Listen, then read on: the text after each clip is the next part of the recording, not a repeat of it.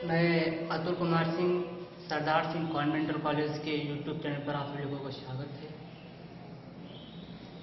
आज हम कक्षा 9 संबंधित विषय हिंदी पद्य से अध्याय 3 लेकर के प्रस्तुत हुए हैं।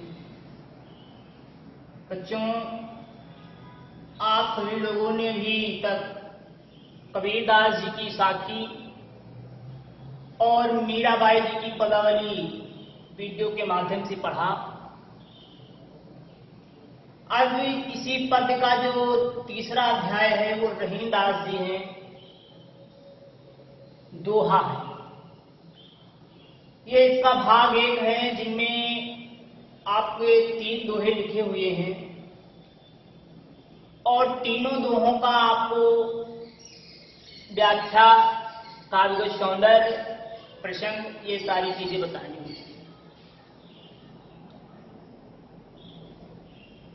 आइए सबसे पहले हम संदर्भ को समझ लेंगे कि संदर्भ हम कैसे लिखेंगे। प्रस्तुत पंक्तियां या पद्यखंड या पद्यांश, आप कुछ भी कह सकते हैं और कुछ भी लिख सकते हैं। तो प्रस्तुत पद्यखंड पद्यांश से है, इसलिए हम पद्यखंड कहेंगे। प्रस्तुत पद्यखंड हमारी पाठ्य पुस्तक हिंदी काव्यांजलि के प्रस्तुत पद्यांश या पद्यखंड हमारी पाठ्य पुस्तक काव्यखंड के रहीमदास नामक पाठ से अवतरित है। या ऐसे कह सकते हैं कि प्रस्तुत पद्यखंड हमारी पाठ्य पुस्तक काव्यखंड के दोहा नामक पाठ से अवतरित है। इसके रचयिता या रचनाकार रहीमदास जी हैं। बच्चों, ये श्रेष्ठ भक्तिकाल के कवि होते हैं और ये भक्तिकाल के कवि हैं, श्रेष्ठ कवि भी श्रेष्ठकर माने गए हैं। इन्होंने अपने दोहों में मनुष्य को किस मार्ग की ओर चलना चाहिए, वह मार्ग पर जाएगा तो उसको किस स्थान पर कौन सी वस्तुएं उसके लिए लाभकारी होंगी और कौन सी हानिकारक होंगी, इन्होंने कुछ संक्षेप में अपने दोहों में इस प्रकार की नीति को बतलाने का कार्य किया है।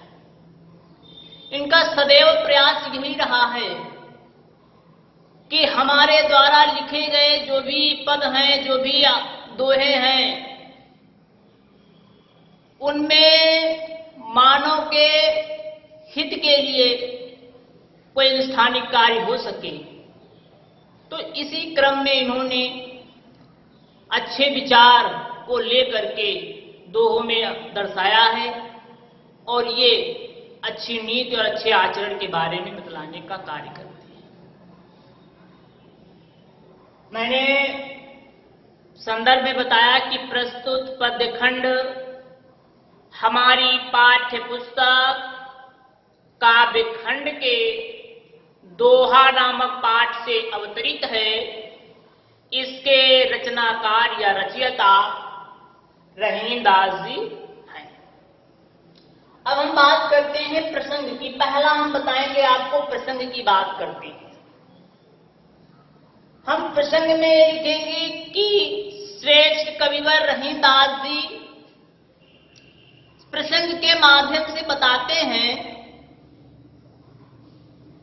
कि मनुष्य, श्रेष्ठ मनुष्य यद्यपि बुरी संगत में पड़ जाता है, तब भी वह अपनी श्रेष्ठ बातों को नहीं त्यागता है। यद्यपि मनुष्य, श्रेष्ठ मनुष्य जो है वो बुरी संगत में यद्यपि पड़ गया है, पड़ जाता है, तो वो श्रेष्ठ बातों को नहीं त्यागता है। जो उसके अंदर श्रेष्ठतम बातें हैं वो उनको त्यागता नहीं है। ये इसका पहला प्रसंग है। पढ़ेंगे। जो रहीम उत्तम प्रकृति का कर सकत कुसंग। जो रहीम उत्तम प्रकृति का कर सकत कुसंग। चंदन विष व्यापत नहीं लिपटे रहत भुजंग। रहीमदास जी कहते हैं कि श्रेष्ठ, रहीमदास जी कहते हैं कि जो मनुष्य श्रेष्ठ स्वभाव के होते हैं, रहीमदास जी कहते हैं कि जो मनुष्य श्रेष्ठ स्वभाव के होते हैं, कुसंगति उनका कुछ भी नहीं कर सकता है।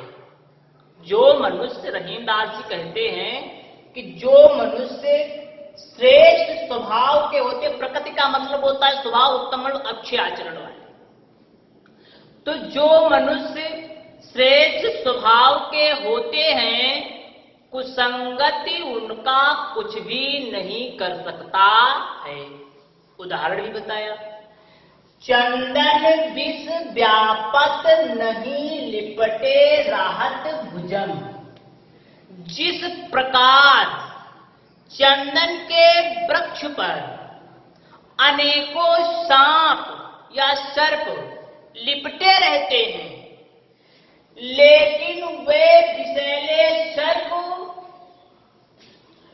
अपने विष को त्याग देते होंगे, लेकिन उस चंदन के वृक्ष पर किसी भी प्रकार का कोई प्रभाव नहीं पड़ता है। इसी प्रकार जो श्रेष्ठ मनुष्य होते हैं, उन पर कुसंगति का किसी भी प्रकार का कोई प्रभाव नहीं पड़ता है। उस वृक्ष पर सर्प का विष व्याप्त नहीं होता है, वो सदैव शीतल ही बने रहते हैं और दूसरों को शीतलता प्रदान करते हैं। एक बात फिर से समझ लीजिएगा। कबीर रहीमदास जी कहते हैं जो मनुष्य श्रेष्ठ स्वभाव के होते हैं, कुसंगति उनका कुछ भी नहीं कर सकता है। जिस प्रकार अनेकों सर्प चंदन के पेड़ से लिपटे रहते हैं, लेकिन सर्प का विष चंदन के वृक्ष पर व्याप्त नहीं होता है, वो हमेशा शीतल ही रहते हैं और दूसरों को शीतलता प्रदान करते हैं और सदैव शीतल ही बने रहते। इसमें काव्यगत सौंदर्य क्या होगा? पहली बात तो शांत रस है, अभिधा शक्ति है, अनुप्रास अलंकार है, इसमें ब्रज भाषा है, इसमें प्रसाद गुण है इसमें, और विषय जो इसकी है वो नीति है। नीति केवल अक्षय विचार प्रस्तुत कर रहे हैं कवि महोदय। छंद जो है वो दोहा है और शैली मुक्तक है। ये इसका काव्यगत सौंदर्य है। अब हम बात करते हैं दूसरी, रहीमन प्रीति सराहिए मिले होत रंग दून, ज्यों जर्दी हरदी तजे तजे सफेदी चून। हरदी हल्दी को कहा गया है। हल्दी, हल्दी जो घरों में हल्दी पीसी जाती है, वो हल्दी घरों में मिलती है। प्रीति का मतलब प्रेम, और चून चूना को कहा गया है। चून किसको कहा गया है? चूना को। तो सबसे पहले हम इसका प्रसंग समझेंगे। रहीमदास जी ने इसमें सच्ची प्रीति को सराहने का कार्य बताया है। रहीमदास जी ने इस प्रसंग में सच्ची प्रीति के सराहने की बात की है। रहीमन प्रीति सराहिए, रहीमदास जी कहते हैं कि उस प्रेम को, रहीमदास जी कहते हैं कि हमें प्रेम की प्रशंसा करनी चाहिए। रहीमदास जी कहते हैं कि हमें प्रेम की प्रशंसा करनी चाहिए, प्रेम को सराहना चाहिए। मिले होत रंग धूल, इन प्रेम के मिलने से, जिस प्रकार प्रेमी के मिलने से प्रेम दूना हो जाता है, जिस प्रकार प्रेमी के मिलने से प्रेम दूना हो जाता है। रहीम दास जी फिर से समझ लीजिएगा कि रहीम दास जी कहते हैं कि हमें प्रेमी के प्रेम की प्रशंसा करनी चाहिए। जिस प्रकार प्रेमी के मिलने से प्रेम दूना हो जाता है, दो गुना हो जाता है, उसका रंग, एक प्रीत का जो रंग है वो प्रेमी के मिलने से कितना हो जाता है, दो गुना हो जाता है। जो जर्दी हरदी तजे तजे सफेदी चून, जिस प्रकार जर्दी हरदी तजे, जिस प्रकार हरदी अपना पीलापन त्याग देती है, हल्दी अपना पीलापन त्याग देती है, तजे सफेदी चून, और चूना अपना सफेद रंग त्याग देता है, और दोनों प्रेम रूपी जो रंग है चूने का और हल्दी का, ये दोनों रंग मिलकर के लाल हो जाते हैं। उसी प्रकार जब प्रेमी प्रेम की सराहना करता है, प्रेम की प्रशंसा करता है, तो वह प्रेमी का रंग जो होता है दूना हो जाता है या दोगुना हो जाता है। अब इसका हम काव्यगत सौंदर्य बताएंगे। इस काव्यगत सौंदर्य में इसमें शब्द शक्ति पहले बता दें हम आपको, अभिधा एवं लक्षणा शब्द शक्ति है। क्या है? अभिधा एवं लक्षणा शब्द शक्ति है। रस इसमें शांत है, दोहा छंद है, ब्रज भाषा है, शैली भावात्मक एवं अलंकारिक है। भावात्मक एवं अलंकारिक शैली है, और गुण जो है इसमें प्रसाद है। गुण जो इसमें है क्या है? वो प्रसाद है। फिर तीसरा देखिएगा, तीसरे में लिखा है टूटे सृजन मनाइए। सृजन का मतलब होता है सज्जन। सृजन का मतलब क्या होता है? सज्जन। टूटे सृजन मनाइए, जो टूटे सौ बार, रहीमन फिर पोइए टूटे मुक्ता।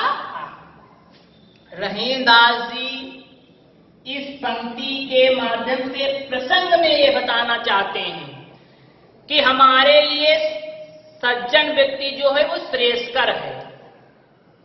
कई बार 100 बार रूठ जाने पर भी हमें उस सज्जन व्यक्ति को क्या कर लेना चाहिए? मना लेना चाहिए।